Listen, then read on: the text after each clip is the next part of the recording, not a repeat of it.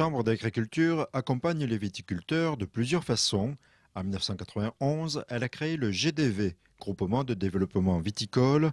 Objectif, délivrer des conseils techniques à Mongueux de Nivelu appliquer certaines des solutions proposées, comme l'enherbement.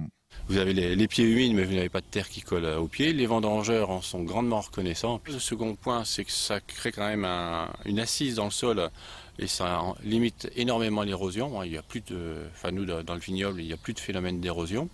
Alors on a eu des craintes au début, parce que les engins vont glisser sur de l'herbe. Donc on sait que avec certaines variétés d'herbes, tondura, il n'y a aucun souci. Ça va augmenter les risques de gelée et de la vigne au printemps parce que ça maintient une certaine atmosphère humide. Bon, jusqu'à présent, ça fait une dizaine d'années que moi je pratique ça et il n'y a pas de soucis majeurs.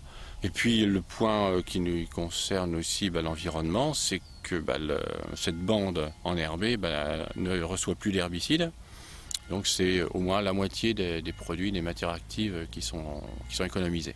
Autre initiative, le vignoble expérimental. Sachant qu'une vigne peut se développer durant 30 à 40 ans, ici, près des Soies, sur 6 hectares, cette parcelle d'essai permet d'effectuer des tests sur de très longues durées. Système de taille, vigne en lyre, essai de vinification.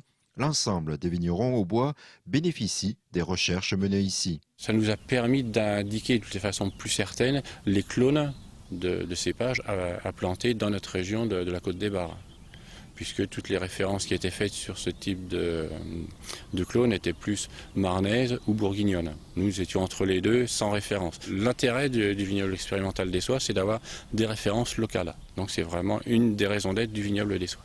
Une des raisons d'être de la Chambre d'agriculture consiste également à promouvoir les initiatives issues du monde agricole. C'est pour cette raison qu'elle a soutenu la création de la route du Champagne en fête.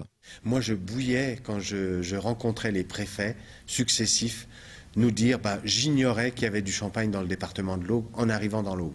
Maintenant, ça n'existe plus, ça. C'est devenu une fête très populaire.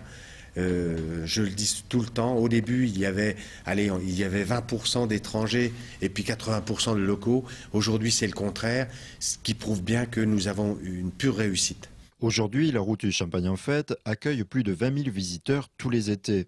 Un moyen de souligner l'appartenance de l'Aube au terroir de l'appellation Champagne.